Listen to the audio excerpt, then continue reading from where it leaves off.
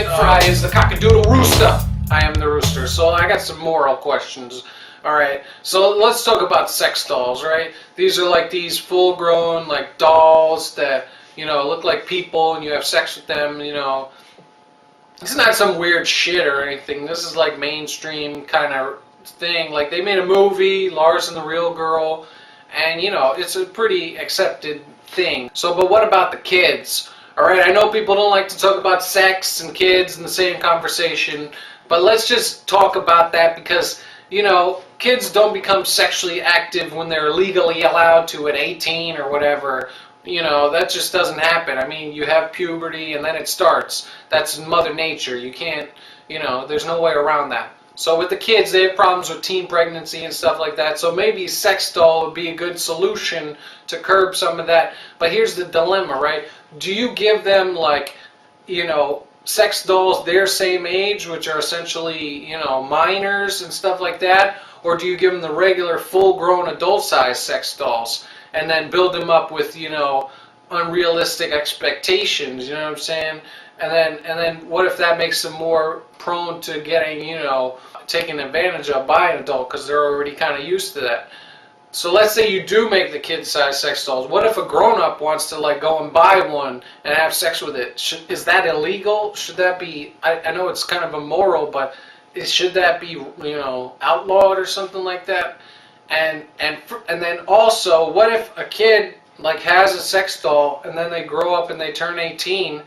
Should they have to get rid of that one and get a new one? Like, should they just have to be, you know, they should just get discarded? Like, I mean, you know, should they be allowed to hang on to it after they turn legally legal? These are important moral questions that we're going to be having to answer in the future, right? Because as we turn from a work-based society to a sex-based society, these questions all have to be answered because more of our lives will be, you know, thinking and talking and doing stuff like that. It won't be on the battlefield, I'll tell you that much, all right? That leads to our second question here is, you know, we have this transfer from human troops to robot machine, you know, drones and tanks that pick up bombs and all this unmanned shit. So here's the thing, let's say you had a war between two countries, right, and they had all unmanned shit. Like it was just like robots versus robots, but they were being controlled by different countries. Like, you know, would the country that lost the robot fight, would they have to concede defeat in the war without any people being lost? You know, would they just say, oh yeah, we're gonna just base it all on the outcome of our robot fight? Like, could that really be possible, that no human bloodshed would happen in a war? If that does happen in the future, I want to coin the term. All right, they got Cold War, they got Hot War. I'm going to call that the Electric War. Does that work for everybody?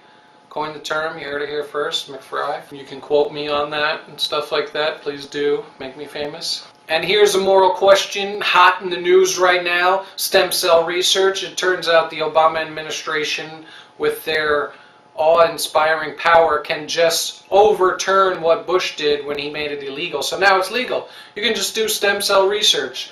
I mean, they're going to be growing new kidneys inside of people, fucking growing back arms, curing cancer. The sky's the limit with this shit, and I think it's incredible, you know what I'm saying? Alright, I'm totally slanted. I can't even think of a moral question here. It's like, can you do it? Then do it. There's no fucking moral question about it. I mean, they're talking about embryos, like you're supposed to respect that. Like, what? I freaking bust a nut and, you know, like millions and millions of my little sperm cells go everywhere and nobody gives a fuck. Because it happens all the time, and then, you know, the ladies lose 1 egg per month or something. So if you want to, you know, take a few of those out, like 5 or 10, it's like, whoa, you can't do that. That's wrong.